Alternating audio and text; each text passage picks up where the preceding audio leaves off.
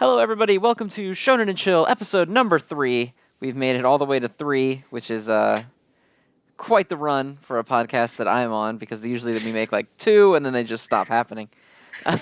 So once again, I'm joined by my co-host, my co-host, Oceans.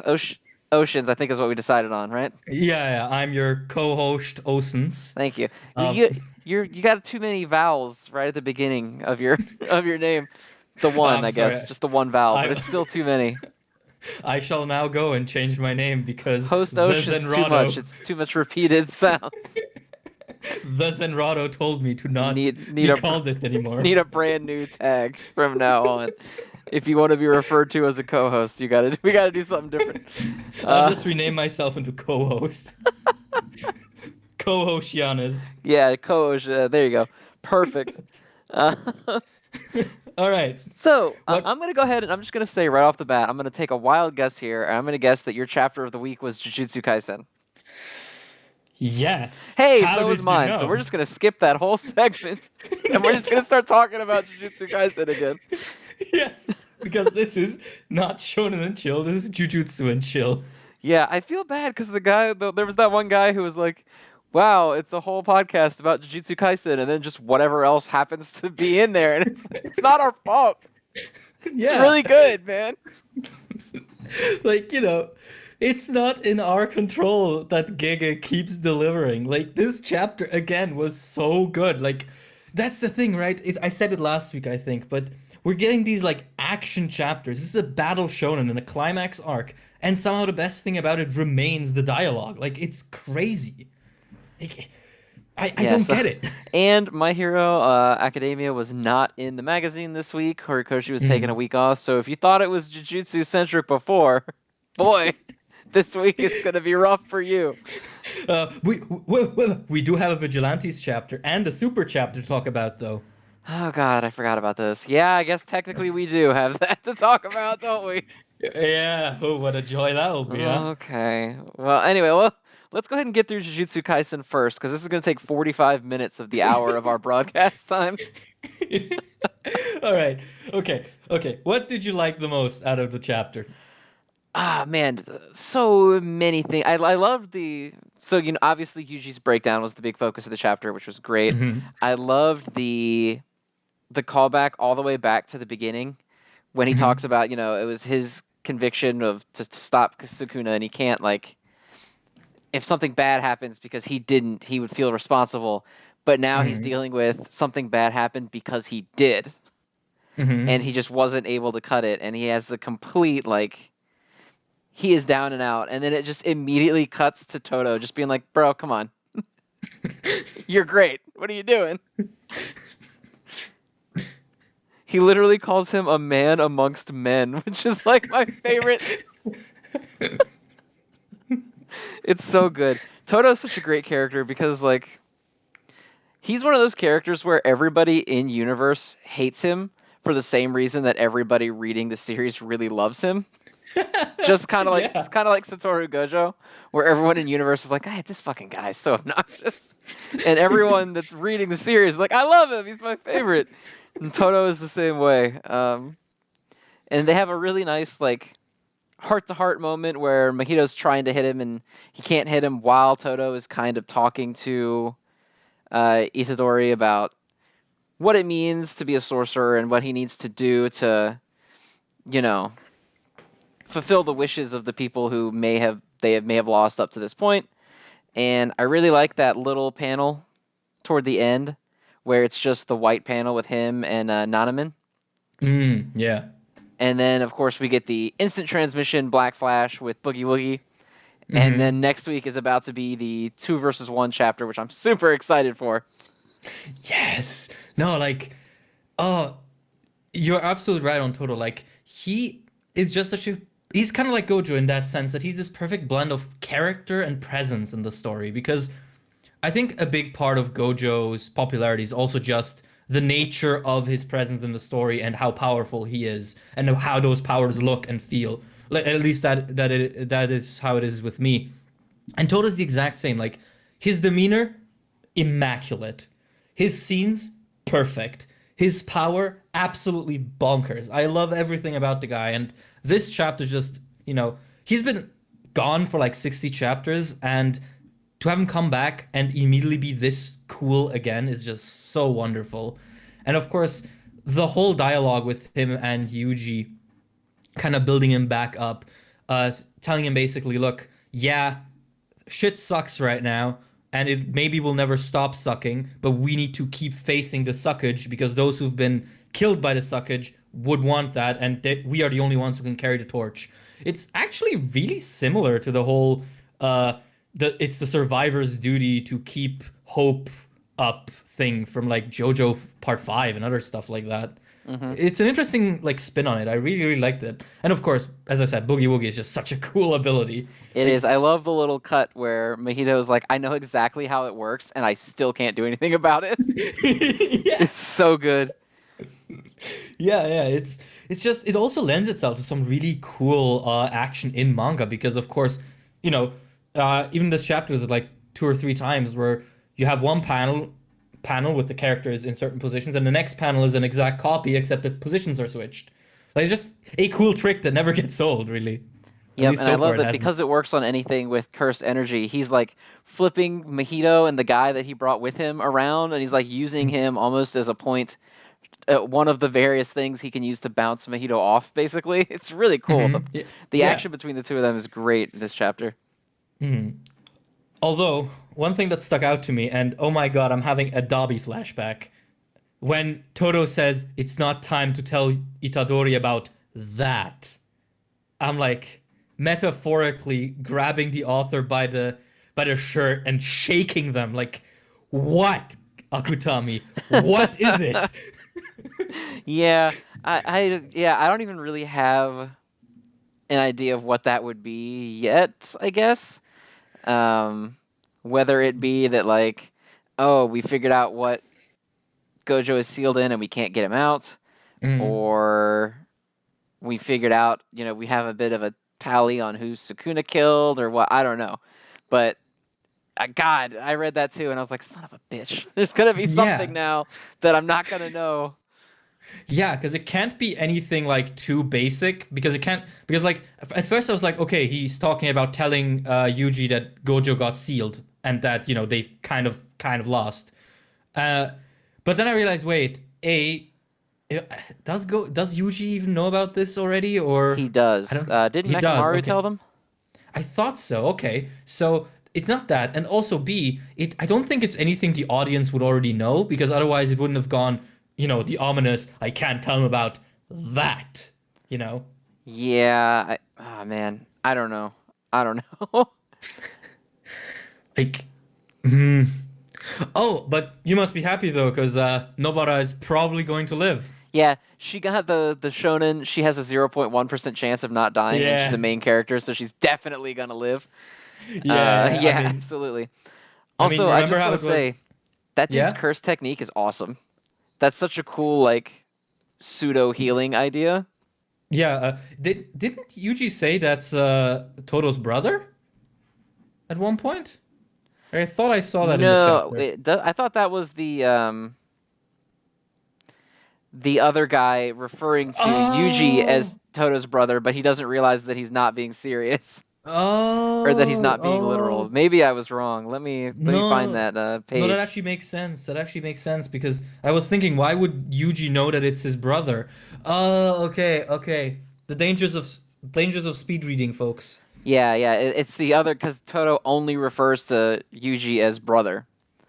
Right, right. Yeah, Okay, and okay. it's the healer who thinks that they're actually related Hmm. brothers.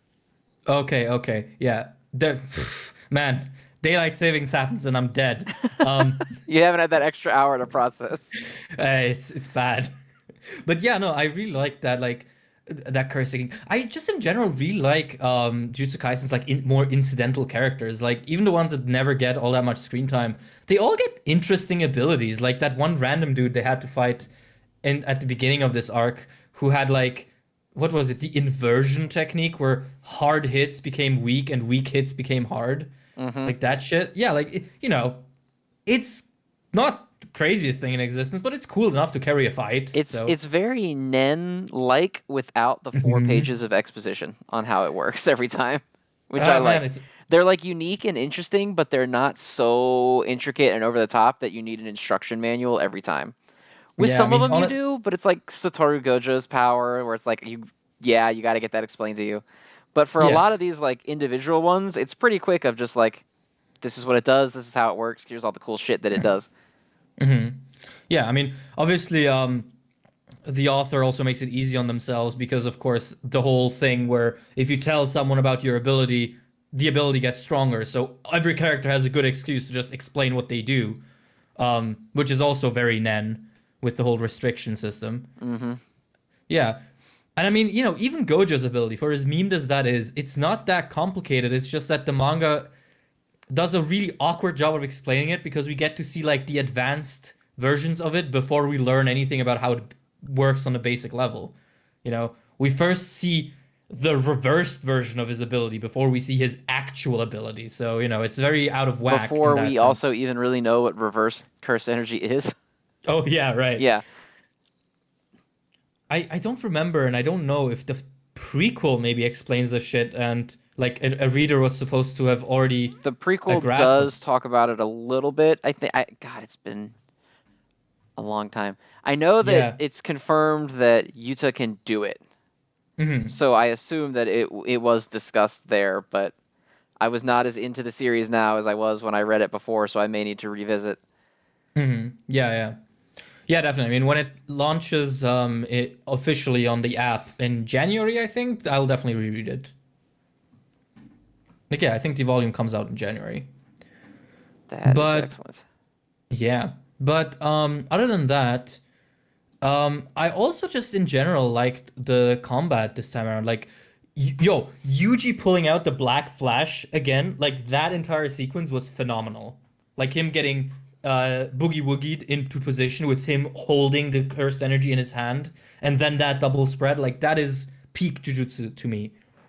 Yes. That's how a battle manga needs to look. So That's so one, it cool. looked incredible, and two, I really like that there was no like signal between Toto and Yuji as to that Yuji was ready. He just hmm did it. And even hmm Mihito was like, "Oh my god, he's right here." And Yeah. he's got the Black Flash charged up. It's a great spread. It like obliterates Mojito's arm.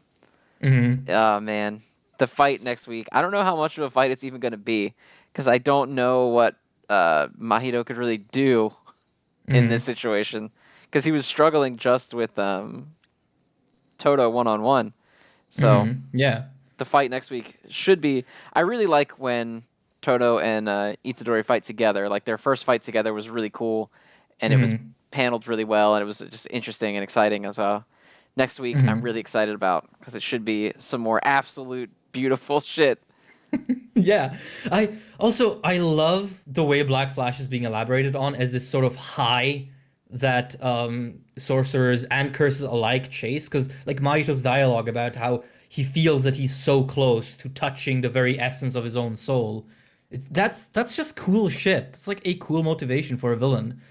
And just the Black Flash as well, being this like non-distinct technique that is more like a phenomenon and property of cursed energy that just happens occasionally. I just like that. Like it's not I will reveal my technique and it is the Black Flash. It's like, okay, cursed energy has almost physical properties, and when this and that comes together, it creates a phenomenon that we call Kokusen or Black Flash. It's just rawness and swag. That's what I'm trying to say, basically. You are 100% correct. Well, because I like it in the sense that like jujutsu is a very specific thing, and everybody hmm kind of has their technique that they know how to do.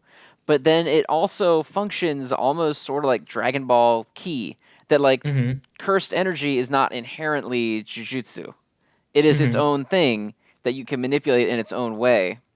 Yeah. It's cool. I like it a lot. Yeah, I mean, it's like, with reverse technique, right? If you reverse your curse technique, your jujutsu, you get the opposite effect technique, like Gojo with red and blue, right? Hmm. But if you reverse cursed energy itself, you get healing energy, which is, again, a completely different thing. It's just a cool system. It's almost like if in Naruto every character had a Kekkei Genkai instead of jutsu, and then also chakra was this volatile force that you could also brute force into coming out of your body, but only doing harm basically. Right. Yeah. It's So it, it's very cool. Like I like it a lot. yeah, like a Definitely one good of the parallel is better. the episode that just came out for the anime where they fight Oh Cursed Womb, yeah. and Fushiguro has that moment where there's like, oh my god, he just shot raw cursed energy at us. This is not a Hmm. technique or an ability. That's just destructive force. Hmm. And it's Yeah. yeah, it's interesting because usually when a series has a power system like this, something that's like the raw version of it will inherently Hmm. be worse. And then Hmm. like you get the techniques through like deep refinement of using it and stuff. Whereas at this, they're just kind of two separate things that both Hmm. come from the same like source. Yeah. Yeah. I mean, it's basically just uh every living being, every conscious being has cursed energy that it leaks out, and if you harness it, you can channel it into jujutsu, but the ability to harness it into a specific jujutsu ability is mostly inherited. Like, is there? I think there's like that innate domain thing where if you stand still, you create like a 1 meter radius domain or shit. That's something people can learn, but everything else is like inherited. Like even Boogie Woogie, actually, if I think about it. Yeah, I think I know some of them are. I don't know if all the jujutsu techniques are or are not because Gojo did say they could teach Itadori how to be a sorcerer. Yeah, but I isn't it more about that everyone is born with a cursed technique they can eventually learn, and it's becoming a sorcerer is about like finding the innate technique? Because I don't know, could Itadori learn Boogie Woogie? I don't know. I know the three main houses are famous because their techniques are so good.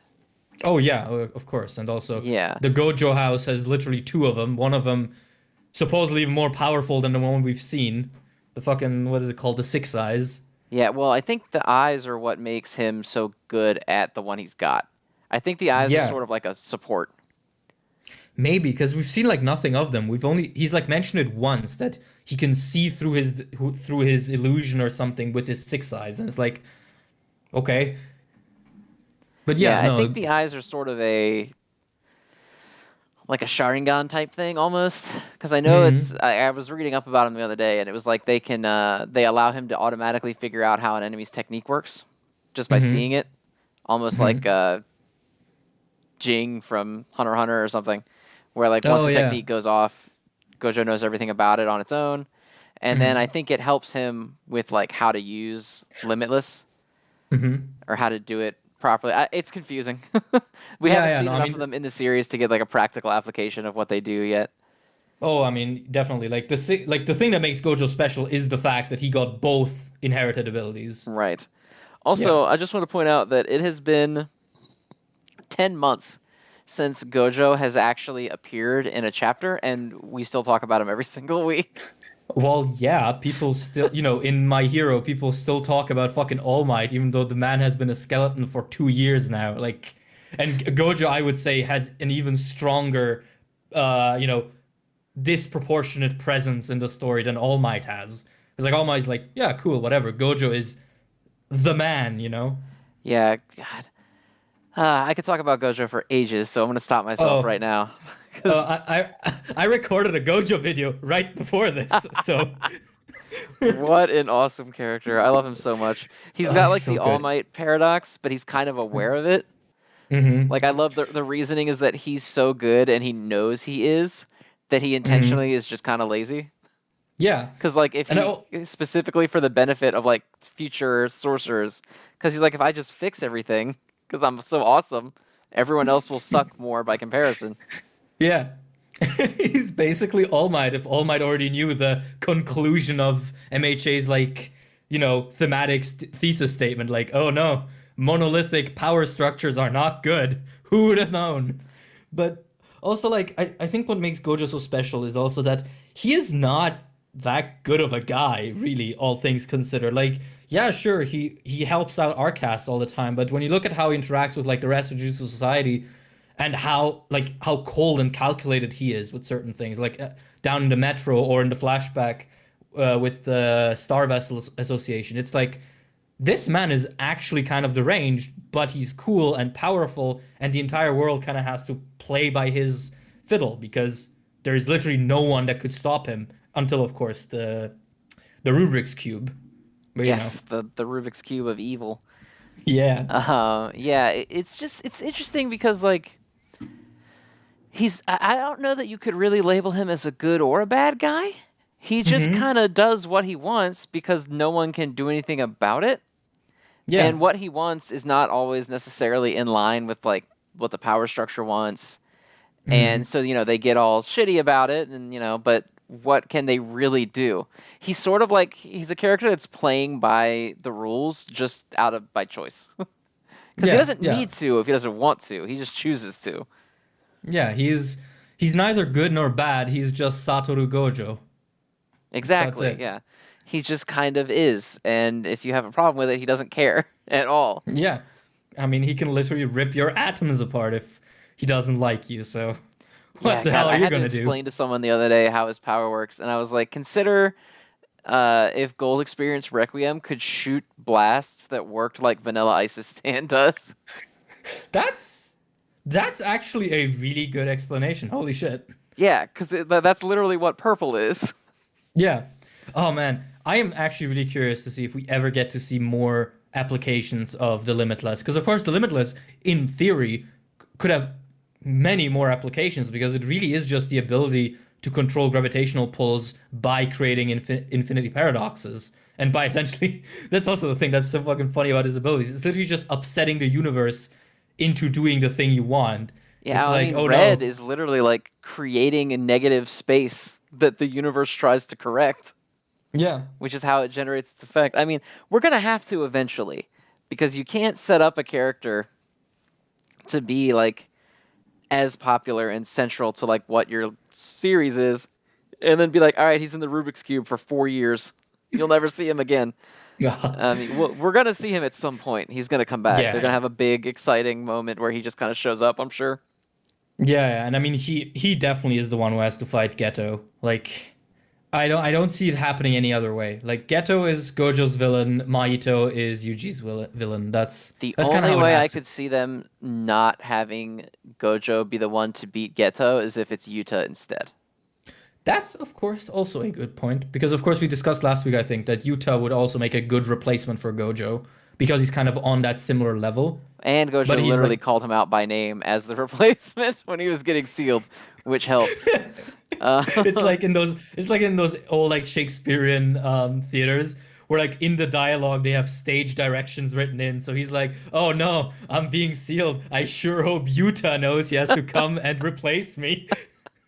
yeah, pretty much. That's exactly what happened. But it's interesting because if it were Yuta, we kind of get the hint that Geto doesn't consider Yuta to be a threat on the level that Gojo is, which I don't think Hmm. anybody is because Gojo's Hmm. power is ridiculous. But Yuta is Hmm. also really strong. So I don't know. It would be interesting to see how the curses go about what they're trying to do, trying to get Sukuna back and all that. Hmm. When they Yeah. have someone who isn't necessarily on Gojo's level, but it's not like they can just run free either because Yuta basically beat the original Geto more or less by himself. Hmm. Yeah. Also, another thing that just popped in my mind because we were talking about the six sides and everything. Like the thing is, right? Limitless is super overpowered as an ability. If you master it, that's it. You've won life. And it's an inherited technique in the Gojo family. But Gojo is not called, when he's a child, he's not called the Limitless Kid. He's called the Six Eyes Kid, which to me implies that Six Eyes must be the more impressive or the rarer ability, which is I kind of crazy if you think about it. Yeah, well, I mean, again, we haven't seen really anything as to what it does, other than the fact that when Gojo fights for real, he takes his coverings off. Yeah. So we know he's been using them to some extent. Hmm. Yeah, Uh, because it's like, what do you have to do? What power does it have to be for it to be name dropped over the literal ability of, ripping matter apart? yeah, rewriting reality at a subatomic level, like Yeah. Like, what does that have to be? Also, I like how the implication that Six Eyes is the rare ability would mean that there's a bunch of people in like the Gojo clan just run around being able to use Limitless to some extent. Of course, no one to the extent that Gojo has mastered it, but still, like, So I looked up the six eyes just out of curiosity, and yeah. it took me to the Jujutsu Kaisen wiki. You ready to hear what the wiki says it does? What does it say? Six eyes is an extremely rare curse technique that allows the user to have special eyes. That is all it says. Oh wow, okay, what wealth of information. Awesome. No, great. The special ability is you get born with like blue eyes that have a gradient in them. That's it. They're just really pretty. That's Yeah. what it's for. I mean, it's like the Kurta eyes in Hunter x Hunter. It's like, oh yeah, we exterminated this clan. Their eyes are pretty. Yeah, there's a bunch of different explanations online, but it's just like people talking, and I don't know how much of this is verified in the actual Uh, series. Like one well, person said that they allow him to break down information at super high speeds, which lets him learn basically anything, that's and it bullshit. gives him the ability to see through the cursed energy of other people. That's both bullshit because I have reread Jujutsu Kaisen already with a fine-tooth comb trying to figure out specifically how Gojo's abilities work, and I can if there wasn't any like extra volume material that explained it, which I don't think so, that's both bullshit. Like we have not seen. There's been a single instance where it's been mentioned in relation to an ability of it, and that was when he was looking at fake Ghetto and says, "You may look like Suguru Ghetto, but my six eyes tell me you are not." That's the only phrase he ever mentions the six eyes in. So So yeah, this no. guy says that there is a blurb from Akutami that mentions it in volume 2. In volume two, does he mention where? Because I have volume two here. He does not. He just says that from what I remember, there was the Gege mention in Volume 2, and otherwise there's not any more elaboration. Okay. Uh, well, no, I won't go search for it right now. That'll just derail the podcast. But afterwards, I'll see and maybe I'll comment that on the video if I found anything. I think Okay, that's fair. Yeah, that's because if fair. I now start like flipping through the pages, we'll be here all night. And we've already talked about Jujutsu for like 40 minutes, aren't we? 27. Oh, wow. Okay, we're actually We're under time, yeah. Also, I want to yeah. point out to those of you who have the app, I really love the little Halloween Jujutsu Kaisen cover art. Yes, it's so It's cute. great. I mean, both that's the thing, right? Jujutsu Kaisen got a lead cover page, a color page, and a chapter color page. Like they've been, and it's the second time this has happened in like this arc alone. It's really crazy. Like, yeah, you get the Halloween artwork. You got the one with Mahito and and all the characters he's killed. Yes. That one's mean. Yeah. No, all the color pages were really good too. I really Yeah, like even, Akutami's art style. I know he said that he wanted to um, have his art be similar to Togashi's, which I think it is, but I think it's a little bit more like maybe not back in the day, back before his back problems, but at least now it's more refined than mm, Togashi's is. But obviously Togashi is working with a handicap, as it were. yeah, and I mean, I would say that Akutami's art is definitely more consistent in its own style than Tokashi's because I mean one of Tokashi's big distinguishing features was that he could switch art styles so drastically between panels and chapters, going from super high fidelity uh, crosshatch shading to very simplistic caricaturistic drawings. Whereas with Jujutsu Kaisen, I feel like the art style almost never breaks. Like it always stays consistent. Yeah, you occasionally get like some cartoony like Oh yeah, yeah. humor panels, but nothing huge like the like old Togashi stuff. Yeah, you're right. Oh yeah. Yeah, yeah. I mean, what's the other? Yeah, I mean, Mashal, for example, is another example of that breaks its own art style all the time to great effect, I would say. Like when it goes all serious and everything is drawn like a more typical shonen manga, and then the cream puffs come in and everything is drawn like uh One Punch Man webcomic. Yeah, I mean that in Mashal this week that happens literally the last page they do them side by side.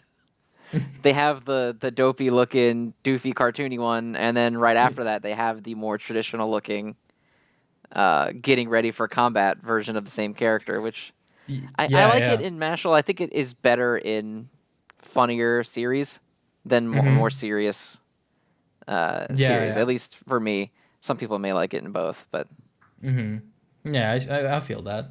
I can jiggy with that.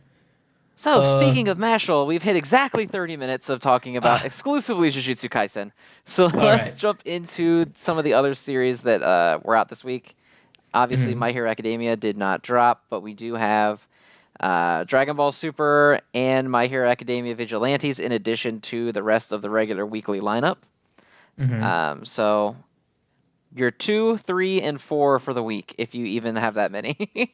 Well, okay. I also caught up to Undead Unluck and Dragon Ball Super since the last episode. So now I'm actually reading what, 6 series now? All right, you Wait, got some more to talk seven about. Vigilantes. With Vigilante. Let's go. I'm like an actual shonen head now. You're catching Um, up. You're catching up. yeah.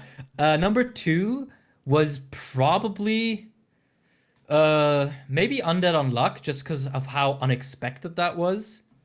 That whole twist now. And then three should be Chainsaw Man. And five, I would say, is Marshall. Okay. Four, I would say, is Marshall. Yeah, I was about to I say, think did I. we? 4 was But yeah. reserved for My Hero Academia, even though it's not in the magazine. Uh, Even when My Academia doesn't drop a chapter, it's top four at least. for me, number 2 would probably be Dr. Stone. It is. I saw one guy say we're sleeping on it, and how dare you? I never sleep on Dr. Stone. It's You're just. literally the hive leader. I know. I'm the only guy who talks about it all the goddamn time. Really good chapter. We're kind of reaching this point where um, it's time to find out what happened to everyone. And the characters know it, we know it. So now it's just becoming the point where they're going and finding out, and people have been wondering what, there's endless theories on what the petrification beam was, and they touch on it this time. They talk about how it doesn't move fast enough to actually be light, so it can't be anything like that. It's got to be something different. Um, so it's going to be really interesting in the next few weeks to see where that ends up, because they found out exactly where they're going now to get the answers that they need to get. Really looking forward to that. And then, like you said, Undead Unluck was really good this week. This is probably the first time it's in my top 3. But it was really good.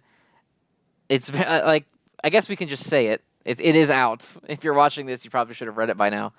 The twist being that the lead character is the author of the Yeah, series. yeah. Which is, I mean, it's a cool twist, but at the same, like that's the thing with Undead Unluck. It's so cool until you remember where it started. Yeah, I just choose to not. Yeah, yeah, that's probably wise because right now as well, when you said the author is the main character is the author of the manga, oh, that just opened up a lot of bad avenues Yeah. in relation to that first. Oh my God, yeah, because yeah, I caught up to Undead Unlock, and my verdict is basically, couldn't we have just skipped the first 13 chapters? Like it's so good when it's good, but that beginning is horrendous. Like, Yeah, no, it's terrible. yeah. Not to harp on it too much, because I think we've already talked about this like a lot, but Yeah, oh yeah. my god, the beginning is so bad. It's Hmm. so bad. Like, if you Yeah. just skip straight to like their first mission together, this is Hmm. good. You lose a little bit of backstory, and that's about it. You could easily have just rewritten that and just have a little bit of backstory, and then just have them doing things, and it'd be great. But oh my god, those Yeah. first chapters. Yeah, because that's the thing, right? I really want to be invested in the romance, right? Because it is going into a romance direction. And, they have cool chemistry with each other. In the last, like, 10-ish chapters, it's been nice and sweet and flirty. But it's always going to be tainted by that original context. Like, it's just really unfortunate. Yeah, you get like, it's funny too, because they talk about how um he says like, "Oh, I'm going to make you fall in love with me," which is fine, but they ignore the fact that the final shot of chapter 1 is him chasing her because he wants to rape her, basically. Yeah, I mean, chapter that's two starts with him that's literally the final shot. trying to do it in an alley as well in chapter two. Like, yeah, no, it's ugly, it's gross, but it's also so good now. Like, hmm. Like, I really do wonder because it's very clear that the author does not intend to pursue that direction any further. Because I mean, it's been long enough, and it has simply not come up anymore. So I'm really wondering if this was just a ploy to kind of get the attention of both the editors and the readers. You Yeah, know? just to get like reactions out of it. Maybe. I don't know. Because Yeah, like you yeah. said, It's it like, hasn't doesn't come up anymore. They don't do it anymore basically ever. yeah, like it's like, you're writing an essay on something completely unrelated, and you decide to like start the essay with like a racist statement or something. Like that's what it is. It's just like an essay opener that is wildly outrageous, and then everyone's gonna do a double take and then be like, "Oh my God, I need to see where this fuckery is going." And then later you're like, "Oh yeah, by the way, here's a good essay." Yeah, Like, here's my actual good content after this crap in the beginning. Because like her yeah. power still works the same way, but it's just like it's mostly relegated to like kissing at this point. Yeah. And I think there's one when they're fighting Andy when his like evil superpowered Mugetsu side comes out, Hmm. where she does it where it's it's a little bit kind of cringy because she like hooks her shirt over his head Oh yeah, so yeah, so that. he's like in her boobs, but that was still also her choice. That was Hmm. like her attack.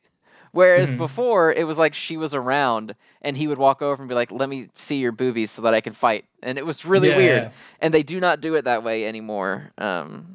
Yeah, yeah, like It, it's the entire like relationship with Fuko and her body has kind of changed for the better, and it's like, why not why not start like that?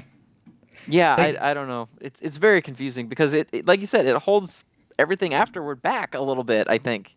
Um, yeah. yeah, it's just hard to divorce the content we have now from it before because their relationship is genuinely kind of cute, Yeah. but like I, it all that beginning stuff is just really uncomfortable. It's like watching yeah. a girl go out with a guy that you know did terrible things. And like he Hmm. might be nice now, but you're still like I can't. You were Yeah. so bad before this. Yeah, that's quite literally like, oh my God, like Fuko is super cute. I like her a lot. She's such a cool girl, and it's like, can I really call her cute and be like, "Oh, man, I'd like to meet her if she was real." With the context of how she is perceived as a woman, it's like, I don't know, it's really difficult to, as you said, to divorce the content in these paradigms. It's really unfortunate, but to go away from harping on it, like the content we're now getting is top notch. Like the world of Undead Unluck and the power system has evolved so naturally into something genuinely original and awesome. Like, fucking the days of the week being introduced was a plot twist. Like, how do you how do you get there in such a convincing and cool manner? It's insane. Yeah, no, it's really good. The whole way that like negator powers work and like the greater world around them is all really interesting to me. I don't know. It's almost like on the surface, it's similar to just like, oh, this is the Gojo family's technique that all of them have or whatever. But like, it's not that. It's almost like an X-Men power. Like you just have this Hmm. power Yeah, it's and you can kind of do like a this stand, thing. actually. Yeah, it's I don't know. It's very interesting like power system, and all of the powers tend to be not super generic. Some of them Hmm. are just like I fight good, but most of them are not like that. Most of them have like Hmm. charm and some uniqueness to them, like the guy who freezes everything that he looks at with both eyes. So he wears his hair down over one eye so he doesn't do that accidentally to people. Hmm. And yeah, it's just there's a lot of them. Or like the guy who any injury he deals doesn't heal properly, or like Yeah, doesn't heal yeah. at all. So like even if he scratches you, it'll never go away unless he dies or like it gets too far away from you, I guess. Hmm. Yeah, it's just it's a good power system. All of the characters at this point at least now are really good. They were not Hmm. always, but they have improved. Yeah. Um, yeah, I don't know. It's the best redemption saga I can think of in at least Yeah. modern manga. Go home, Endeavor. You Well, can't yeah, okay. you Well, can't hang with the cool kids anymore. you can't hang with the zombie former rapist now, just Oh, nice guy. yeah. Like, yeah, it's really just still baffling to me how that start even happened, considering the current content. But yeah, I feel like we've made that pretty clear. Yeah, Um, I'm having a hard time square. Like I can't stop talking about it because it's so weird. yeah, like, okay, maybe we should switch series for All now. right, I just want to end then with the implication that if what she presented in this chapter to the manga office was chapter one, she presented a story she drew about herself almost being raped to a professional manga artist. Uh, okay, anyway, That, moving on. yeah.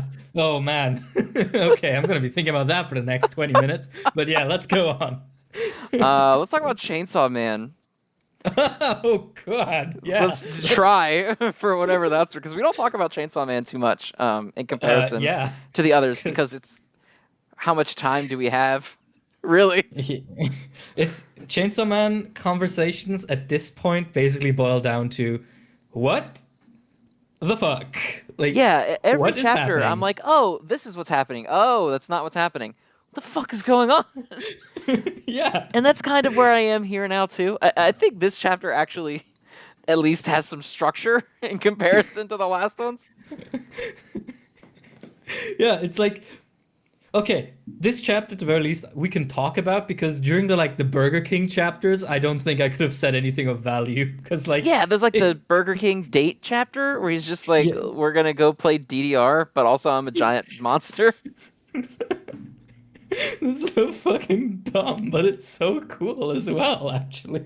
Yeah, no, yeah, let me preface this by saying that when I say it's weird and confusing and it doesn't really have any like flat structure, I'm not necessarily saying it's bad. Like I read it every week and I'm never at a point where I'm like this sucks. It's actually like it's good and it's good in a weird way, but it's just Hmm. hard to talk about it because like Yeah. you can't go back to anything really. Like there's a lot of depth in certain aspects of it, like the way the world works and stuff like that. Hmm. But then, for example, like Denji is just a nothing man. He is Yeah. nothing, I mean, he theoretically has not been in the series for like 7 chapters. at Because I least. mean, Yeah. yeah, because the hero of hell, Chainsaw Man, is not really him. So, like, man, yeah, like it's just that fucking meme of like the horse standing at the beach and just saying "man." Like that's all. Like that's the only reaction you can really still have to Chainsaw Man. Because like I feel like up to uh the reveal, up to Power's death and the reveal of Denji having killed his father, I think the story structure was fairly coherent. After that, like it's not been nonsense, but it's been flirtatious with the idea of being nonsense. You know what Yeah, I'm I saying? think that the actual series itself was a pretty standard, like, series of events up Hmm. until he kills Aki. Yeah. And then after that, it has just spiraled into semi-coherence, I Hmm. think is a good way to put it. Because, Yeah. like, some chapters you have, like, the Makima exposition dump of, like, what Chainsaw Man is and what his powers are and, Hmm. like, why all of the devils are so afraid of him. And you're like, oh, that's cool. And then the next one, it's like, he spends 19 pages on a gag about a girl dropping a hamburger on him twice. Yeah, no, it's okay. I'm gonna say the Makima exposition chapter might actually be one of my favorite chapters of Chainsaw Man in general. I just think as a like revelation chapter, it works so well because there's so much cool shit in it. Like the things that she describes that Chainsaw Man has eaten. Um, the phrase "the star that broke children's minds." Like, we're never gonna find out what that was, but Well, see, it's I like just that because that's the implication that, because, when she's giving that explanation of like stuff that no longer exists, she's saying real world things and things that aren't real. yes, So it's meant yes, to yes. make you think like, oh, this is something that has existed, but Chainsaw Man ate it, so you don't remember Yeah, it. yeah, and it's just that specific one, the star that breaks children's minds. That's just stuck with me because it's such a striking imagery, you know? Like where at some point kids who were born and would go out at night too early before they grew up at risk of like a star giving them, I don't know, like making them brain dead. Like that's insane. Like that's Chainsaw Man. It's just insanity at this point. Yeah, and like Oh, Makima is strange as well. Like, is she immortal? I'm guessing I I guess like because he has hacked her apart a good many times, and she yeah, seems to because be I mean fine. yeah, because I mean the whole point is right that he refuses to eat her for some reason, and she seems to want to find out why. Like I feel like was it last chapter or two chapters ago where she says that she asks him, "Is my body that unappetizing to you? You've killed me 29 times and you've never devoured me. What's that about, fucker?" Um, so yeah, I think we're still missing a piece. We're missing a piece onto why Makima cares and why Denji or Pochita or whoever refuses to eat um Makima. I want to know more about how Pochita ties into, like, is he just the goofy spirit behind the power, or like what? I don't know, because they brought him back. It's the first time he's been back, and God only knows how long. Maybe since the Uh-huh. beginning. Yeah, yeah. Yeah, it's so odd. Like also, why is the Chainsaw Devil the one who has like this power of annihilating things out of Yeah, existence? of Because all I mean, things, the Chainsaw yeah, Devil was not the one uh, I was expecting, but it works. yeah, I mean it's cool. And maybe there's, I mean, it's Fujimoto, so it's gonna end up in probably in some parable about how humanity is bonkers and also boned. So maybe Makima being immortal is the whole point, like the fact that humans will never be able to give up control, and because of that, the fear of control will always exist because someone will always have the control. Like, could you imagine a world where the concept of control has been eliminated? What does that even look like? Yeah, and it's interesting because she talks about wanting to take control of his power and direct Hmm. it to basically make what she considers to be a better world. Yeah. Um, I don't know.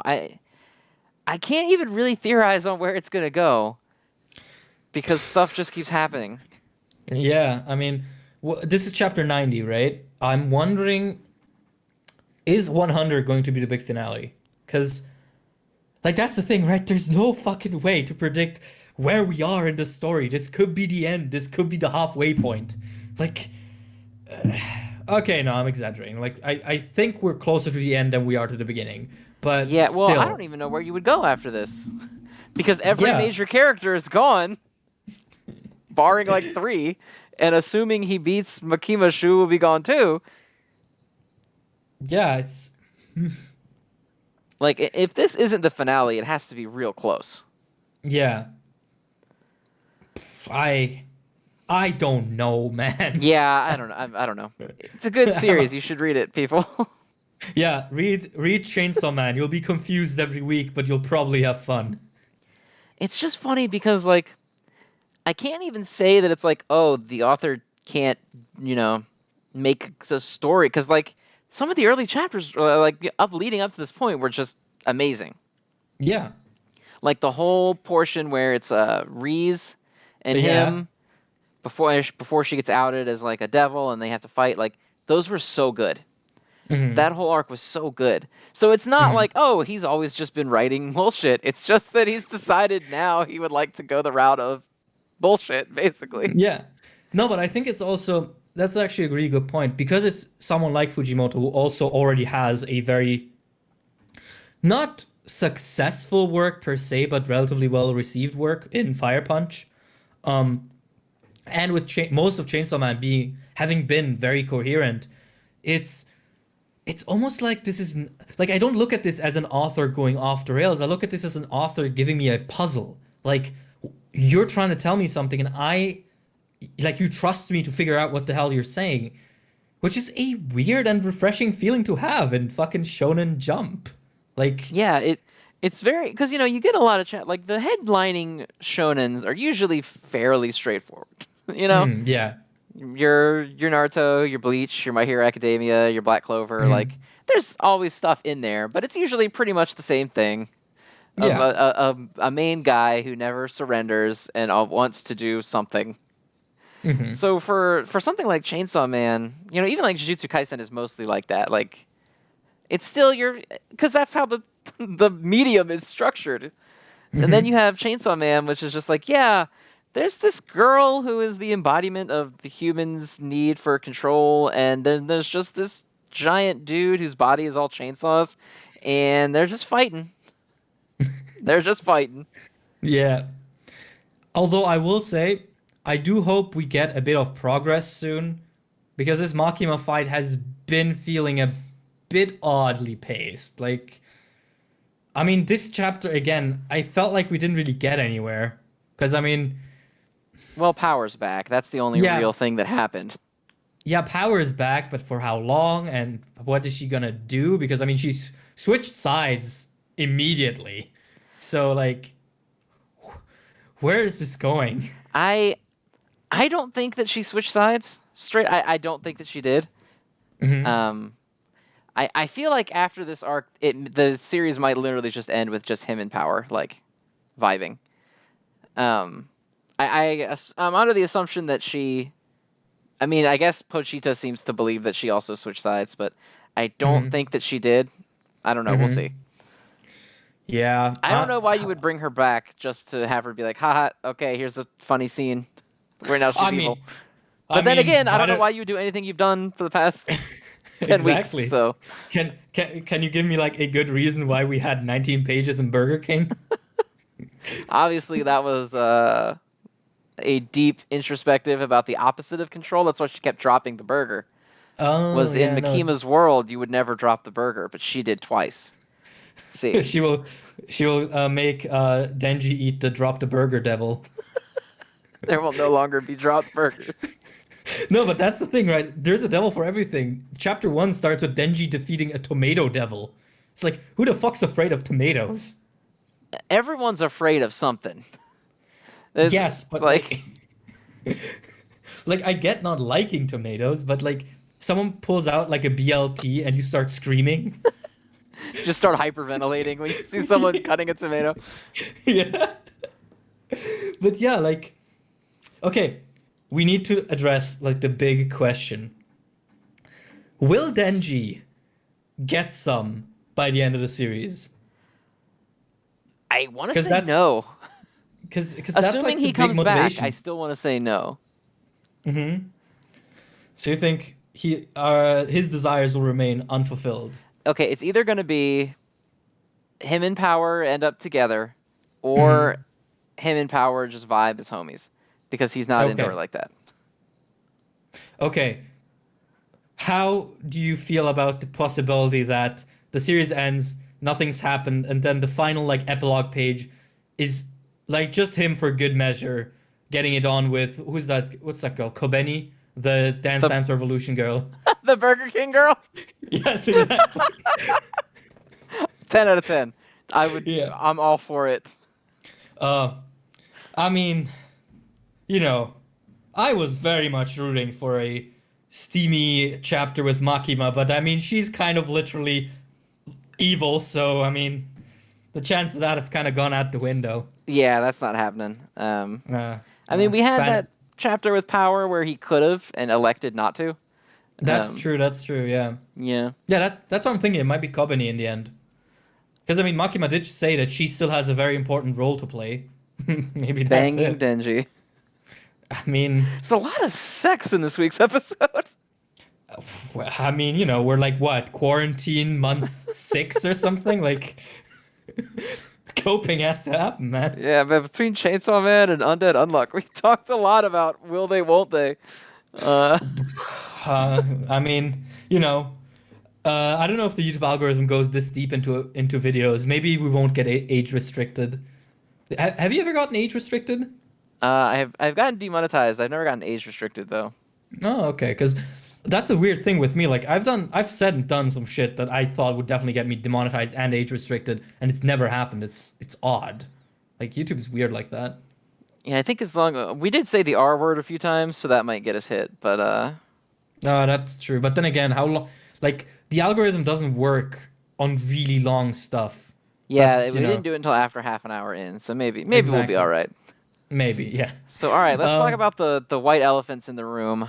Our Dragon Ball Super and our My Hero Academia vigilantes. Which one do you want to talk about first? I don't know. Let's ease ourselves into this. Um, because okay, let's start with vigilantes because then by the time we get to super, less people will be watching and we don't have to Perfect. worry about pitchforks. Enough people will have cut off the show. Yeah. Okay, vigilantes. What do you think? It's okay. I don't know. Maybe part of it is just that I don't care about any of these people, so it's becoming like Hmm. really hard for me to care about the backstory of the world. It just feels Hmm. more and more like an excuse to be like, "Hey, here's this character you like. Look at them doing."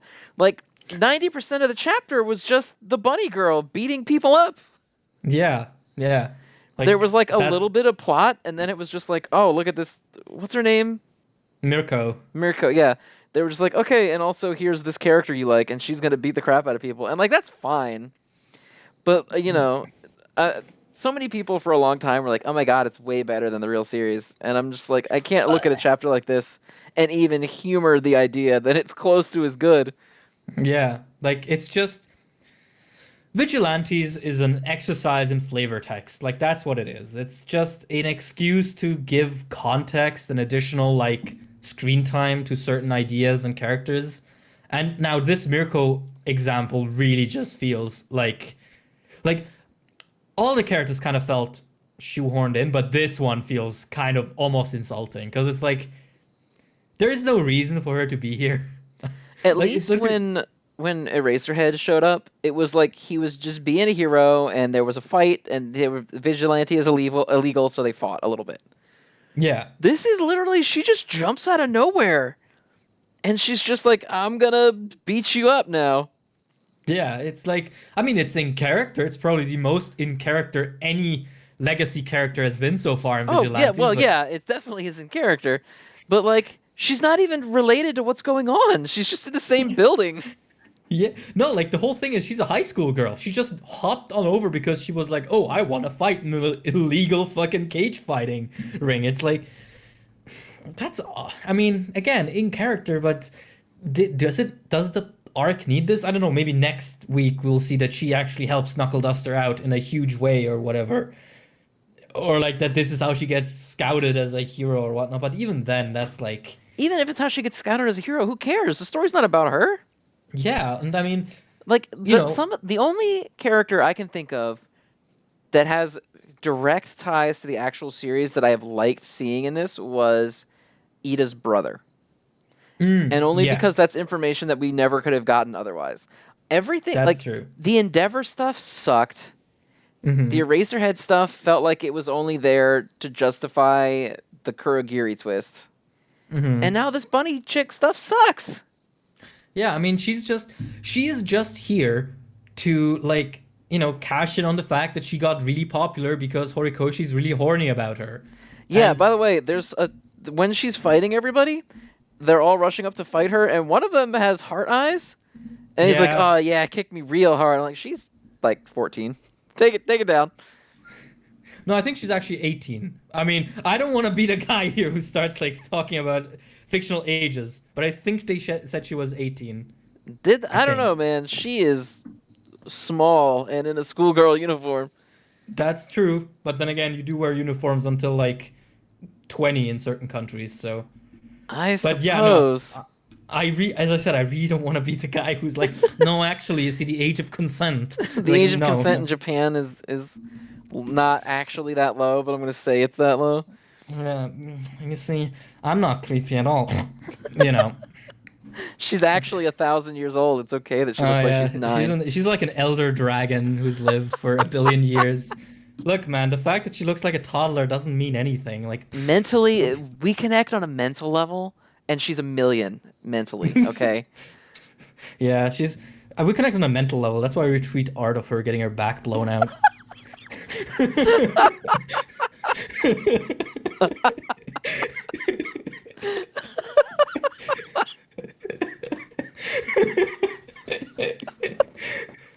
Oh God, Demonetization. it's on the way. Yeah, if we weren't hit before, we're hit now. Wait, what's the YouTube CEO's name? Susan Wikipedia. Susan, please. Please, please, I beg you. We didn't mean that. But anyway, Vigilante sucks. I don't like it. Yeah, no, Vigilante is comfortable 6 out of 10. Oh Not going God, I might anywhere. even put it down at like a 5. It's just so painfully adequate. It's Yeah, just like like a series where shit happens in it, and if you're not doing anything else with your time, you might as well look at it if you like My Hero Academia. yeah, that's what it is. It's like the flavorless $2 DLC to fucking My Hero Academia. Yeah, it's the RC Cola to My Hero Academia's Coke. Like I don't even know what RC Cola is. That's a it's like fucking Walmart brand soda. Like yeah, you oh can tell it's the same world as My Hero Academia, and like fine, but God, it's not good. yeah, no, it's unfortunate. And like the thing that makes me even like more baffled with the whole Mirko thing is that she already had her own arc in another spin-off, in the team up mission spin-off. There's an entire arc where she gets to team up with Deku and Bakugo, and they guard like a construction site and shit like that. Like we already had that. Like I know Horikoshi really likes her, but come on. Eventually we gotta get something else.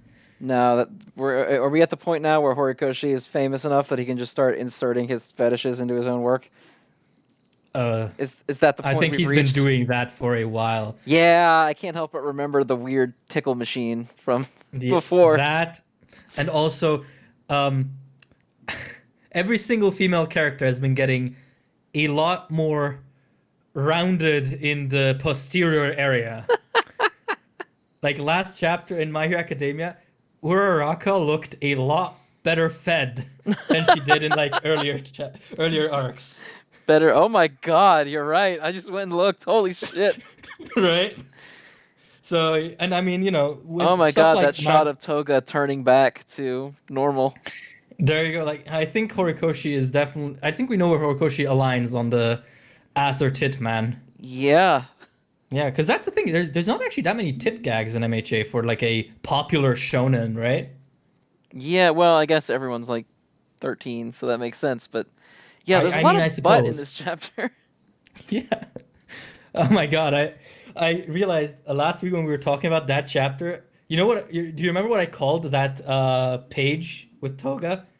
No. I called it the cheek spread. It is though. It is, but it's so bad saying it like that. It sounds awful. All right. Any closing words on vigilantes? Just read it if you like this, I guess. It's don't there's nothing about it that's good, but Yeah, enjoy it's it if you ass. want to. It's ass, It's but terrible. it's tolerable ass. But not as terrible as what we're about to talk about. Whoa, let's go. So, chapter 65 of Dragon Ball Super came out, Mm-hmm. and it's pretty much just, hey, nudge nudge, do you guys remember the Cell Saga? The chapter. Um, Yeah, the Cell Saga chapter in the Cell Saga arc. yeah, it sucks a lot. It's really bad. There's nothing good for me to say about it. Yeah, yeah. Even the stuff where they expand on like how some of the powers work, I'm like, wow, that's fucking stupid. Like when Ultra Instinct, it's supposed to make you automatically dodge everything, but I guess you just choose not to, and it just makes your body really hard if you don't. Yeah, Because Whis is like, yeah, when you're really good at Ultra Instinct, your body just grows sturdier when it needs to block hits. And I'm like, what? You're just supposed to avoid them. Seems like the exact opposite of what your powers should do. no, Ultra Instinct is actually Toyotaro's superpower of dodging accountability for his stupid writing actions. So, speaking of Ultra Instinct, how did Moro get neck grabbed if he has Ultra Instinct? You see, the answer to that is Or actually I'm really sorry, Maris, simple. not Moro. Well, the answer is still very simple. It's that this manga is an advertisement and not an actual story. Like, I binged it all from start to finish over 2 days last week. I had fun maybe twice. Uh, The only like time I it's had fun with the manga is like the very beginning with like Battle of the Gods again. hmm That was maybe it. Yeah, like It's so bad. Like it's almost never not bad. I know some yeah. people. I know that's not a popular opinion. I know that a lot of people think that a lot of the manga stuff is better than the anime. I could not agree less. Mm. I think that the anime is not great. Don't get me wrong. It's still just like, hey, do you want these toys of Goku with a new hair color? Like, fine, I get it. But there's so much shit in the manga that I just do not understand why you would ever do it. Mm. Yeah, it's like for every cool thing that the manga has, and the manga has cool things, absolutely, but for every cool thing it has, there's like 17 references to Dragon Ball Z that mean nothing. Like, Oh yeah, there's every single thing is always like, hey, remember Dragon Ball Z? I know you do. That's why you're fucking reading this. yeah, like, okay, forced spirit fission, right? The thing Vegeta learns that undoes absorption and fusion. That's cool. I was really, really happy that that came up because it just feels like a thing that would exist in Dragon Ball's world because, fusions and absorptions and transformations seem to be really common among these alien races. So, like, yeah, of course, one civilization would eventually decide, hey, I don't want to get killed by people who can turn into dinosaurs all the time. Let me develop something that can fucking, like, undinosaur them. And that's cool. I just wish it mattered, right? Like, because it didn't. It was like a little variety show for 2 chapters, and then Vegeta got Vegeta. Yep. So, And that's part of the problem is like, like people said, it never feels like it does anything past the stereotypical stuff of Z, which I don't care that much about because at this point, if you're still reading new Dragon Ball content, you're pretty set on who you like and don't like. And I don't hmm think that Vegeta needs to grow as a man 45 years after the original show starts and shit. Like, fine. But why are you retreading the same exact moments? yeah, This like, chapter literally has Goku gives the bad guy a senzu bean. The hmm guy who is beating up the bad guy is toying with them when he's not supposed to. And then he is hmm advised by another character to hurry up and finish it, or else really bad things are going to happen right before the really bad thing happens, in which the villain blows himself up really huge, and then he's going to hmm pop like a bomb and destroy everything. hmm It's the exact same thing. yeah, it is. They even gave him Cell's face. The only thing I will give this chapter is that the premise of, oh, our enemy is the Earth now, and if we kill him, we can't kill him without killing the Earth. That's a cool concept that would mean anything in a series that knew how to spell consequences. But Dragon Ball doesn't. There's never been a single thing in this fucking series that has ever had consequences for longer than a couple of arcs at most. Yeah, Like, and I mean, you can't avoid something like that in a series with the Dragon Balls in them, like by yeah. nature. And part of that is like Dragon Ball originally was not a battle shonen straight up when it first came out. It was like an adventure Yeah. series. And so the hmm Dragon Balls worked for that because the whole thing was finding them. But now they're Yeah. just like accessory toys to make sure that nothing hmm bad can ever happen again. Yeah, no, it's And like Toriyama knew that, and that's why you have Trunks' future where they're not there and like shit hmm sucks all the time and yeah. people die and shit's bad. But like the main series, now there's like 5 sets of Dragon Balls and like you just can't. There's the super ones that are like the god Dragon Balls that can literally do Yeah. anything. hmm And it's like, why the fuck? The only way anything bad could happen for more than like a couple chapters is if literally all of the good guys die. That's the Yeah. only way. God, Piccolo I died when Frieza came back in the Resurrection of Frieza thing, and they brought him back to life off panel. oh It right, wasn't even that a did happen. thing.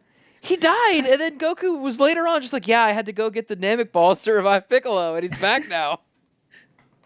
And he was just back. oh my God. Like And the thing is, right, you could solve this. You could just make a villain whose main goal is to wish on the Dragon Balls to eliminate all Dragon Balls for like some reason. That could be Yeah, cool. just have a villain whose goal isn't I'm gonna kill everyone. Because it Hmm. doesn't matter who you kill anymore. Like death is not a thing of that matter. Like some people will disagree with me on this and be like, well, death is still emotional, and like sometimes. But like when Piccolo died against Frieza to power up Gohan, I was like, whatever. Like, Yeah. who fucking Like, cares? No death matters, at least for the heroes, I guess. Like Broly's dad is never coming back. No one's gonna revive Paragus. So I okay, guess but Broly being sad about that was actually like, oh. But like, you can't kill Piccolo or Vegeta or like Krillin and expect me to give a shit anymore. yeah, and I mean, even when you have a character who is very probably never coming back again, like Miras, it's like, okay, bye, I didn't care. Yeah, I knew Like, you for 30 chapters, not even, because this is Dragon Ball Super, so I knew you for 6. mhm. And you were just another weird angel guy, and now you're gone, so that Goku can Mhm. have white hair. Actually, fun thing about the Moro arc, because MJ asked me about it, about how long it is. The Moro arc is 900 chapters long, 900 pages long at this point. Because a ch 900 pages. yeah, God because a, help ch me. This a thing sucks. I hate it yeah, here. because every chapter is 50 pages. And we've been in this, now let me do my math again, for like what? Almost 30, 35 chapters or something? 50 Well, times let's see. 30. Chapter 44, we're already in it. Let's see. 41 is Goku versus Jiren. 43 looks like the first Yeah, so chapter. so 20 chapters. Yep, 22. Exactly 22 chapters. All right, And so 22 God, times 50. this That's a sucks. lot of that's a lot of pages. God, We've 22 chapters for a monthly series? This has been going on for almost 2 years? yeah, we have read a Lord of the Rings worth of Moro. Oh my God. And Moro like pisses me off too, because the concept stuff in the beginning was really cool. yeah, it Magic was. Goat And just Man and like the needing Boo for the old like Ultra Kai or whatever the hell the Supreme Kai, the Kai of all mhm. Kais or whatever the hell his name is. Yeah, yeah. The Um, Lord of Lords. yeah, like that was cool. And then Yeah. now it's like we gotta get higher power level so that we can blow up his higher power level, and then it's Yeah. gonna be Goku because everyone else sucks. Yeah. And now here comes the $1,000 question, of course. Where do we go from here after Moro's dead? They're just gonna Like, fucking kill him. Whis is gonna like suck him out of the earth, and then they're gonna blow him up because there's Whis can do yeah, but anything, so it doesn't matter.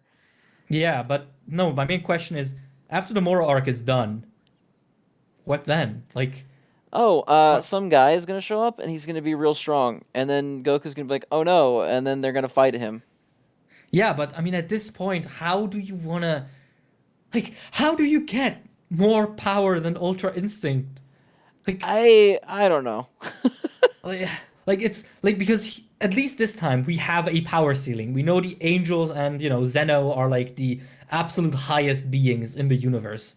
You can't just pull out transformations anymore because what are you gonna tell us that like the 12 universes are just one set of 12s with one version of Zeno, but there's actually a super Zeno and super angels and whatnot? Ultra Zeno in I Universe mean, 7 times 2. It's just what it's called. El Gohan Calvo. Man, I don't know. Yeah. Like a lot of people are still floating the eventually they're gonna have to fight angels or whatever thing, but like Mhm. again, they can do anything. So Yeah. how do you fight that? Also, like an angel like war arc sounds only cool on paper when you completely neglect the fact that we're talking about Dragon Ball. Like Yeah, no, they're not gonna do they're no, not gonna do that well. Like no. no.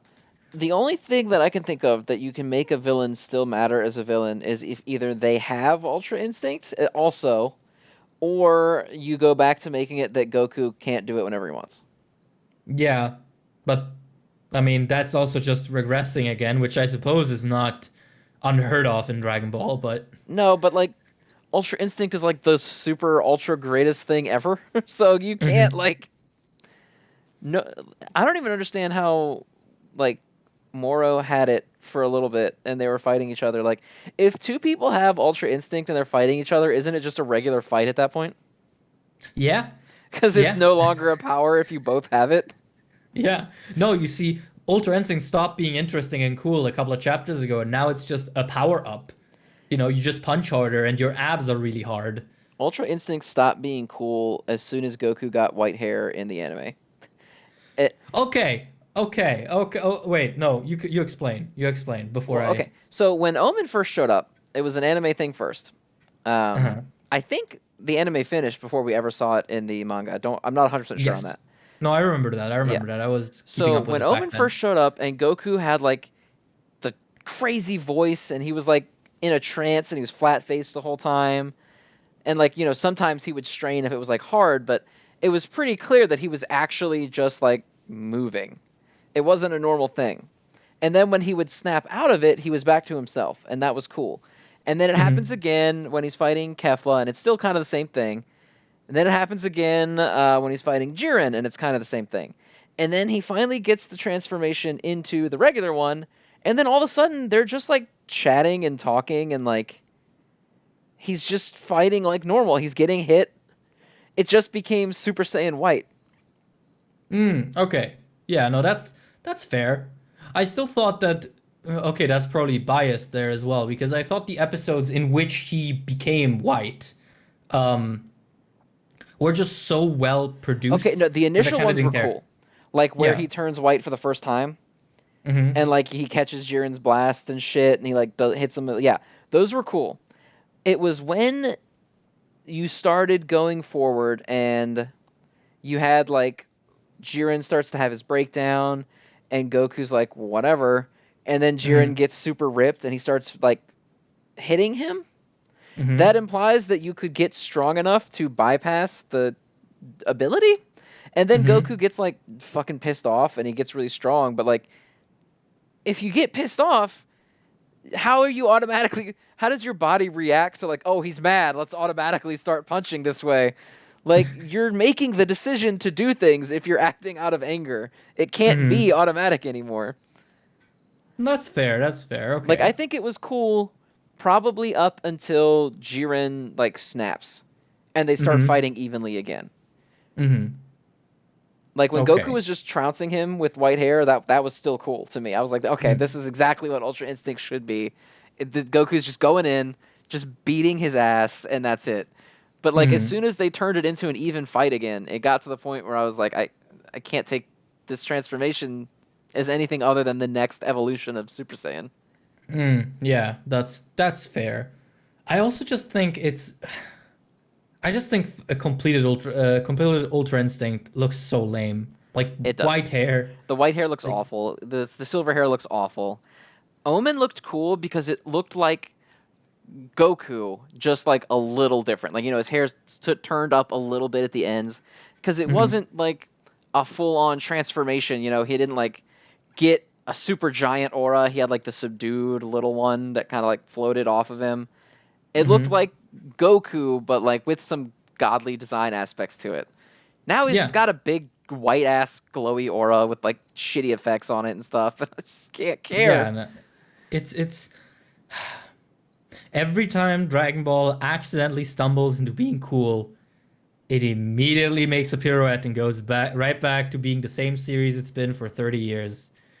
Like I guess you can't. I can't like blame them because it is the second most successful manga of all time. So like, I true, guess you don't want to get too crazy with it when you know what you're doing, what people true, want. Because it's true. obviously like I feel like there's a lot of people. Maybe this is me being like a haughty, push my glasses up my nose asshole. But like, I feel like there's a lot of people where if Dragon Ball started to really investigate some of these more intricate things, like, oh, Ultra Instinct really is like purely automatic, so you no longer have the enraged, crazy screams, giant aura like people like, maybe people wouldn't care for the form anymore because it's not what they're used to. They're not, when people talk about their favorite Dragon Ball moments, they're always talking about the dudes who are like blind with fury and they're exploding and they unlock a new form and stuff, and that's not what Ultra Instinct should have been. Hmm. Or, like Moro, if you start going into magic and you kind of put these characters in a situation where their abilities are no longer, I guess the catch-all solution is always just get stronger. And if you start Hmm. putting these characters in positions where that's no longer the case, like even Vegeta learning Force Spirit Fission was ultimately just I can now punch him better in a way that Hmm. undoes his power. That's all it ended up really being. Hmm. There was no like special thing he needed to pull off. It was just now when I punch him, his fuse stuff goes away. Like, Yeah, and okay. I think if you investigate that series too far out of the realm of what got it to where it is, you would have some people that, and again, maybe I'm just sounding like a jerk, but like, I think you would get some people that wouldn't like it anymore because it's not what they're there for.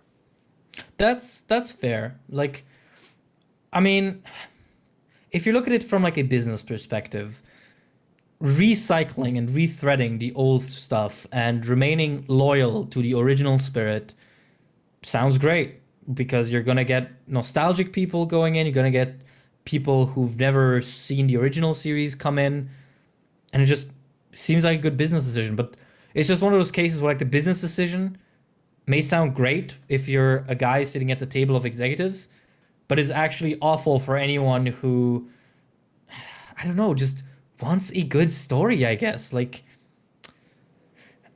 people who really are only there for like the loud screams and the big fights, I almost can't imagine that they are at least not a bit fed up at this point. Because what do you have? You have Dragon Ball Z, which is, all that.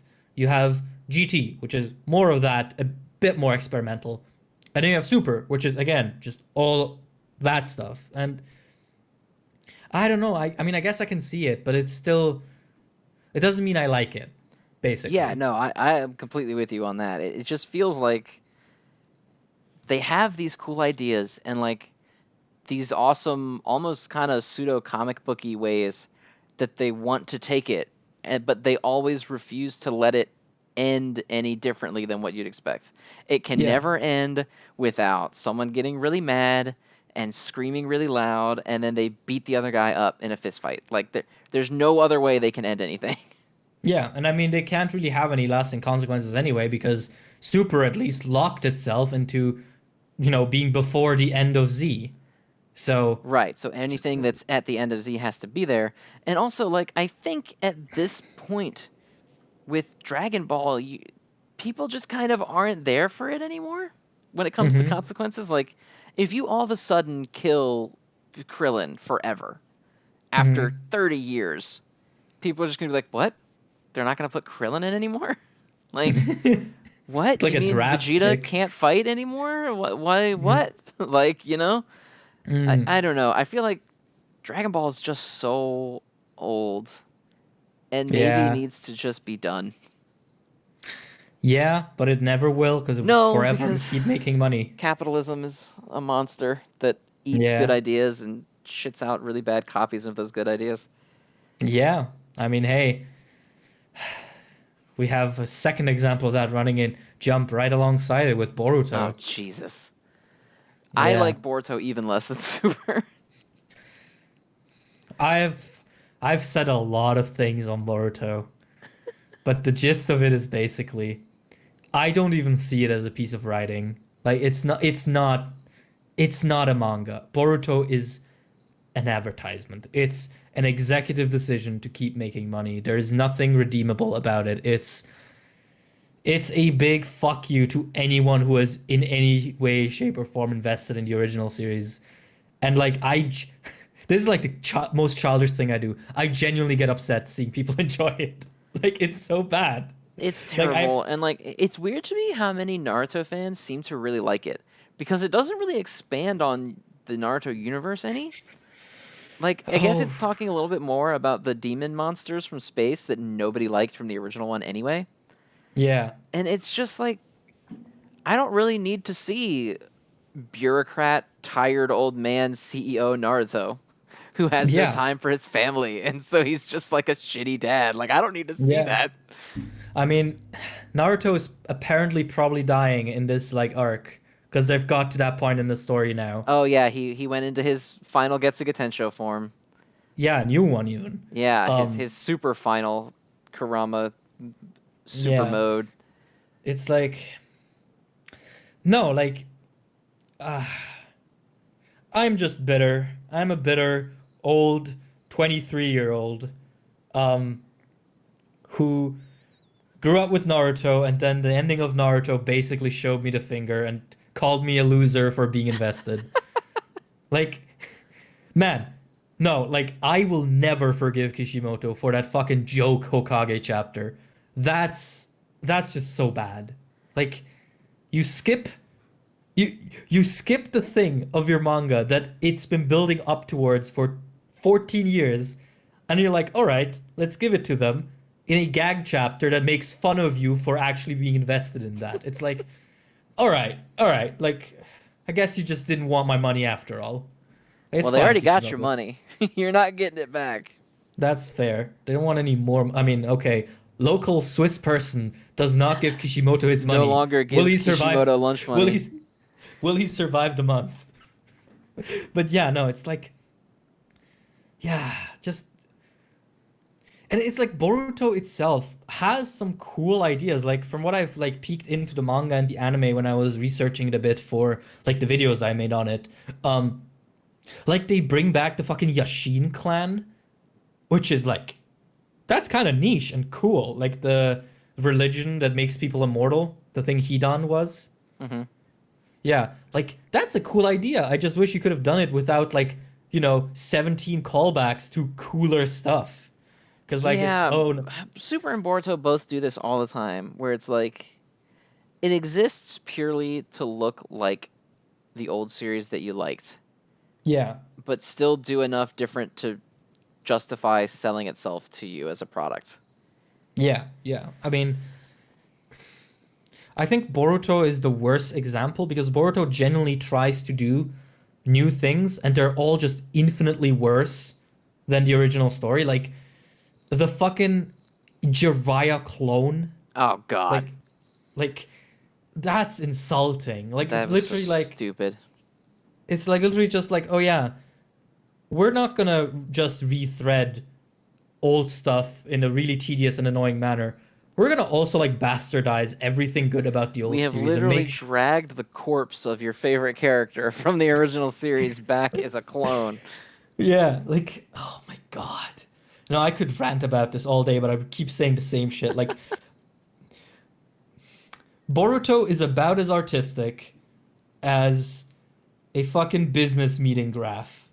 Like that's what it is. Yeah, It like, people talk all the time about like One Piece is too long or whatever, and I probably agree that at 993 chapters, maybe you've overstayed your welcome a little bit. But like, Mhm. that's different to me than like Boruto and Dragon Ball. Like franchises just not knowing when enough is enough. Yeah. And Dragon Ball for a while I think had a good thing going where it was like done and they weren't doing it. And then every now and again you'd get like a movie. And they're like, "Oh, how about Hmm. Yosun Goku and his friends return?" It's like a 30-minute silly thing. Cool, whatever, it's nothing. And then like, "Oh, Battle of the Gods, that's cool. Look, he's got red hair. He's a god now. Neat. Done." Hmm. But now it's like, okay, now you're trying to expand on the world, but you're just making the world shittier and you're messing up the thing that I liked. Yeah. Yeah. I mean, whenever I'm doing the whole Naruto review series, and every time I want to look something up, I have to actively make sure to verify that information is only from Naruto and not something that was retroactively put into it by From Boruto. fucking Boruto? Yeah. Yeah, because there's so much shit that they like inject retroactively that is so bad. Like, And it's weird oh, because reading Boruto and Dragon Ball Super, there's nothing in it that feels like it was made out of a sense of like creative spirit. yes. Oh Nothing my in that God. feels like passionate or like this is something that someone's been dying to put on a page. Dragon Ball Super feels like Toriyama wrote something down on a napkin and gave it to Toyotaro, who then did whatever he's doing fan manga Dragon Ball multiverse shit with it. And Boruto Mm-hmm. feels like a bunch of dudes in suits who were sitting in a room and they were like, "Hey, what if we make Full House 2 but with Naruto?" Yeah. Yeah, it's you really put it in good words. Like it really just feels like there's no artistic intent behind it whatsoever. Well, it's like you Like, said, they're business decisions. These are business yeah. decisions. This is no longer the author saying, "I want my series to continue." These are business decisions by the company to continue extracting money from these franchises. Yeah, yeah, it's oh my God. No, like I actually get heated overboard. It's probably one of the only series, like only fictional things that I genuinely get upset about. Because it's like I can't separate it from my year-long love of Naruto and my deep appreciation for what Naruto was to me as a kid. And to see it get dragged through the mud like this, and to see people, actually celebrate that is so frustrating. Like, I definitely don't want to step on anyone's toes and be like, oh, you cannot enjoy it. Like, enjoy it if you want to. I'll probably mute you for a week if I see you enjoy it on the timeline, because it really messes up my day if I see someone enjoy it. And as I said, this is like what probably one of the most childish things I do with anime and manga. But everyone's allowed like one hang up or something. Yeah, I don't know. I mean, I'm kind of the same way with Dragon Ball, where like I really liked it. Obviously, when I was younger, it like got me into anime and stuff. And I watched the Dragon Ball Super like series, and it was fine and like fun. And I never really looked at it as anything more than that. Um, and then it was done, and I was willing to just let it be done, right? Mm-hmm. Because like Yeah. people say whatever you want about the Tournament of Power, they actually had a way for there to be some level of stakes in a Dragon Ball story when they did that.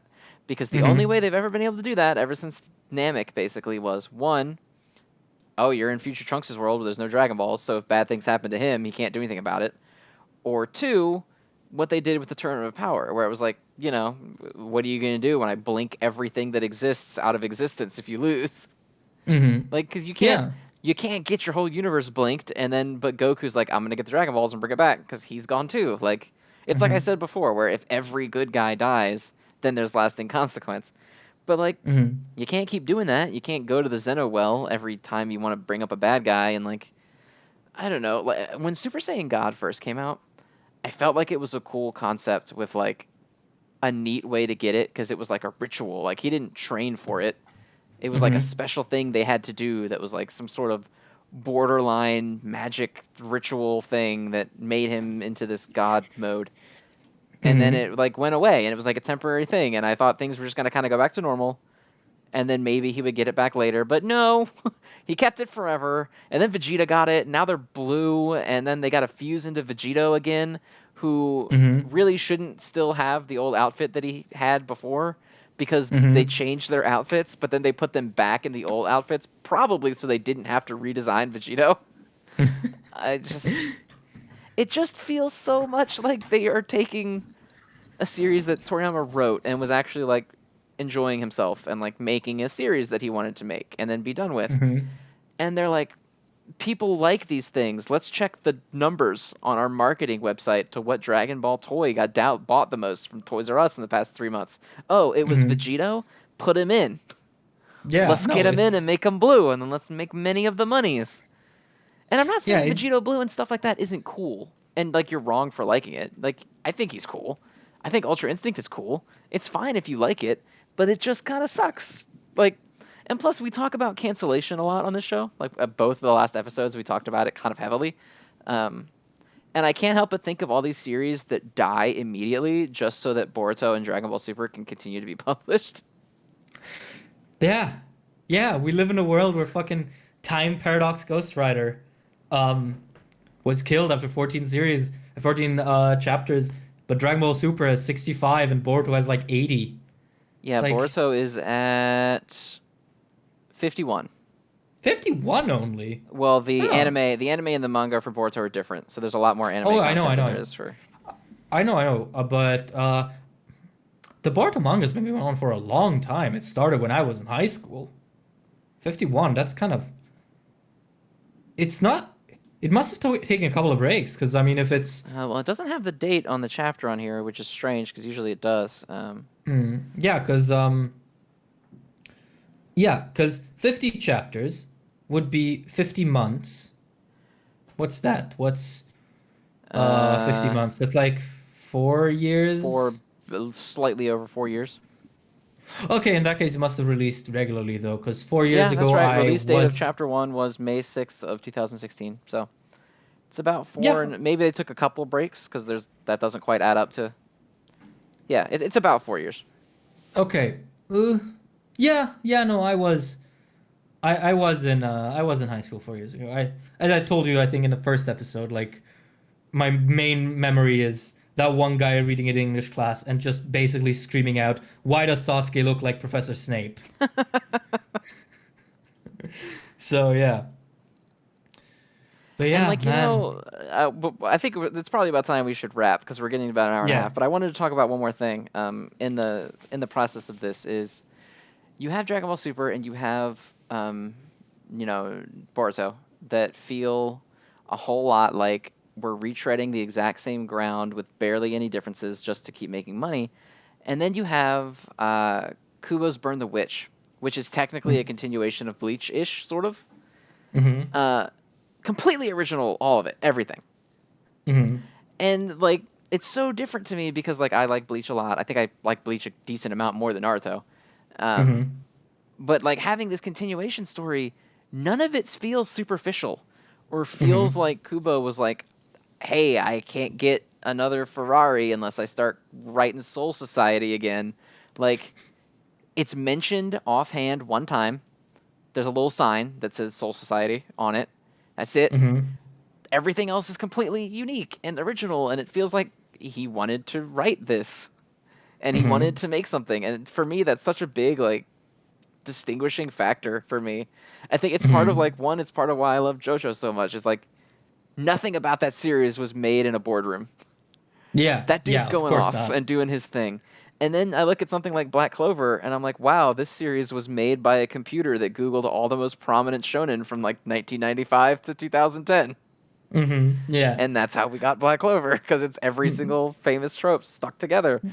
that's true, but I will say about Black Clover, Tabata does seem very passionate about those tropes because he does seem Oh, to sure. Like, genuinely like them. yeah, Black Clover doesn't. I mean, I'm not saying that it feels like he doesn't care. I probably didn't word it that well, but like, it feels like Black Clover was made out of a love for those things, and that's fine.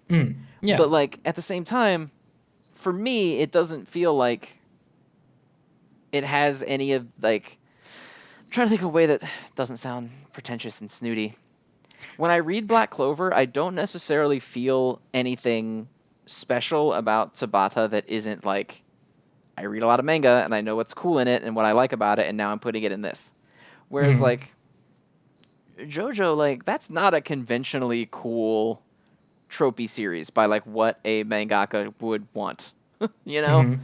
it Yeah. feels very much like it's just what's coming out of his brain. And Burn the Witch is kind of the same way because it's like a battle shonen with only girl leads and Mm-hmm. they don't fist fight anybody. They just kind of have magic shooty powers. Like it Mm-hmm. doesn't feel like it's something that at any point Kubo was like, I'm gonna make Bleach again, or I'm gonna work off the exact tropes I had before. Whereas with Black Mm-hmm. Clover, it just feels like, yes, I will say that Tabata genuinely looks like he really likes shonen stuff, because the tropes aren't Mm-hmm. even like necessarily used badly all the time. I think Mm-hmm. a lot of time they're used fine.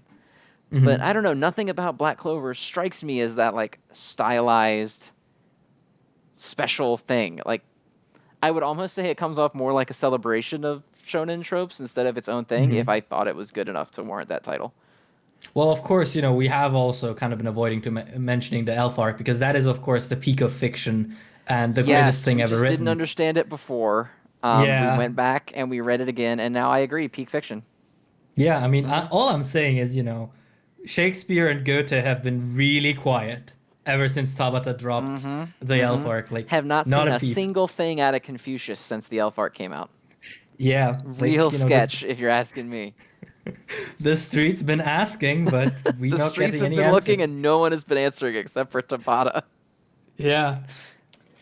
Yeah, no, the elf arc is garbage. Fucking cope, you It's babies. so bad, guys. Like I don't. It's so bad. If you like it, more power to you, but don't look me in the eye and tell me it's the best arc out of all of modern shonen, or I will just laugh at you. I mean, hey, everyone is allowed to like whatever they want. I'm allowed to say that the Alpha is hot, steaming Yeah, like garbage. I don't. When I make fun of a series on here, I never want anyone to think that my intention is to get you to cease watching it because it's not. Because I Hmm. want you to like whatever you like. But holy Hmm. crap, if what you like sucks, I'm gonna say it a lot. Yeah, like again, to reiterate, you can like whatever the fuck you want to like, or whatever you end up like, wanting often doesn't have much to do with it. It's, we like things. That's how it works, and that's perfectly fine. And, you're not a lesser reader or a lesser person because you like Black Clover. Like, but God, no. Like, whatever you like is valid, but oh boy, do we disagree Yeah, with well, yeah. Let's certain just put it value that way. statements. Yeah, I mean, Yeah. it ultimately these are fucking kid comics. Like you like whatever you want, man. I'm not gonna give you too much shit. I'm gonna give you some, but not too much. And Yeah. I'm never gonna begrudge you your desire to like it any more than I would say like, oh, you like the Batman more than Spider-Man, you idiot, or anything like that. Like, whatever. But Yeah, whatever. you know, you have as much right to like it as we have to not like it. Yeah, except Boruto. If you like that, I will come to your house and I will threaten you. The thumbnail for this No, one's gonna be really good, isn't it? even with Boruto, as I said, you can do it. I'm just gonna have to probably mute you for a week for my own mental well-being. So, I don't think I have a series that I would need to mute someone over. oh no, no, like Boruto, I definitely do because there's two outcomes. If I see people praising Boruto, I'll be upset and or I'll start upsetting other people, and I don't want that. So the healthiest option, knowing myself, to just remove myself from that and let people enjoy what they enjoy. Actually, no, You Samurai 8. I won't talk to you if you like Samurai 8. I think that's my series. If you like Samurai 8, I cannot associate with you. if That's you my like one. if you like Samurai 8, like more power to you, but I literally don't even want to look you in the eye. It sounds like we're in agreement that if you like the shitty dregs of Kishimoto's coattails, then we don't like you very much. You know that picture of like SpongeBob eating dog food? That's people who read those series. It's just photoshopped the volume 1 of Samurai 8 and Boruto over him eating the dog Oh, food out of oh no! Oh no! I have an idea for a thumbnail.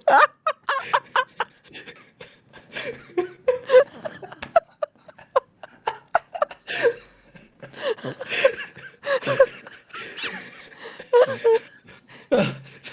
How's your lungs, Zen? Oh You still god. with me? Uh, just that one shot of him when he puts his tongue in the can and he shrivels up. It's Yeah. just the Samurai 8 volume instead of the can.